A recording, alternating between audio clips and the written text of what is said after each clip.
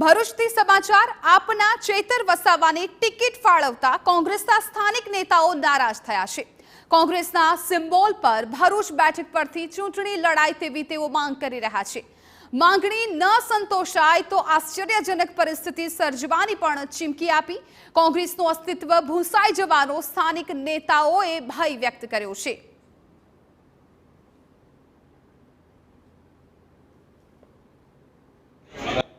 एक तरफ चैतर वसावाना नामनी जाहेरात भरूच बेठक माटे तो बीजी तरफ भरूचमां कोंग्रेसना अग्रणीओनो विरोध।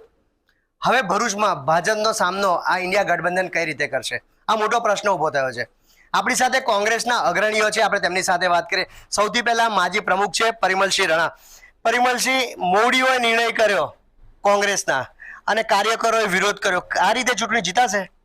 સ્વાભાવિકપણે છે કે ભરૂચ જિલ્લાના 9 તાલુકાના કાર્યકર્તા આગેવાનોનો વિરોધ હોય।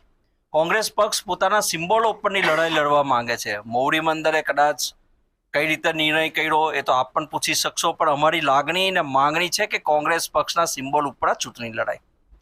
ચોક્કસ કોંગ્રેસના સિમ્બોલ ઉપર ભરૂચમાં ચૂંટણી લડાય તો સંદીપભાઈ, ચેતરભાઈએ તાજેતરમાં જ એવું કહ્યું છે કે હું વિચારીશ જો કોંગ્રેસમાંથી લડવાની તક મળે તો। શું સમાધાન થઈ જાય?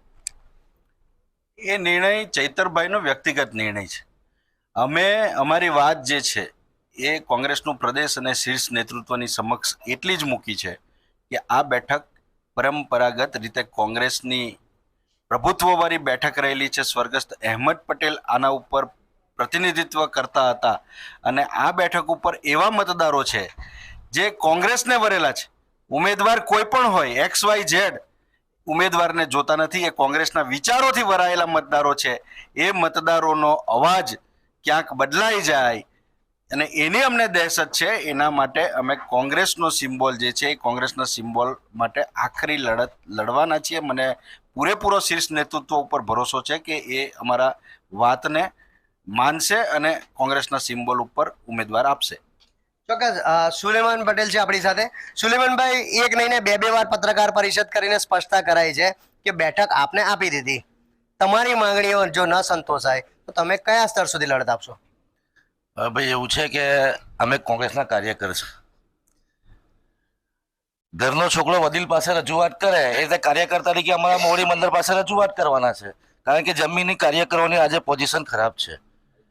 આજે અમારે કોંગ્રેસનો સિમ્બોલ છોડીને ઝાડુ માટે મત માગવાના જાય તો આવનાર દિવસ ભવિષ્યમાં અમારા માટે પ્રશ્નાચિહ્ન ઊભું થાય એવા સંજોગો પેદા ના થાય। અને આ એ ભરૂચ જિલ્લો છે કે જે સ્વર્ગસ્થ દિવંગત આદરણીય સન્માનીય અહેમદ પટેલ સાહેબનો ભરૂચ જિલ્લો કહેવાય અને એ જિલ્લામાં કોંગ્રેસનું સિમ્બોલ જતું રહે તો સ્વાભાવિક છે કે મારા જેવા કાર્યકરને પણ દુઃખ થાય અને એના માટે લડત અમે કરીએ એ સ્વાભાવિક વસ્તુ છે અને અમે મારી માંગણી છે અને અમને વિશ્વાસ છે કે અમારું મોવડી મંદિર અને પુનઃ વિચારણા કરીને ભરૂચ જિલ્લા માટે કંઈક વિચારશે। એક તરફ કોંગ્રેસ આક્રમક મૂડમાં છે તો બીજી તરફ આપ ડેમેજ કંટ્રોલની ભૂમિકામાં છે।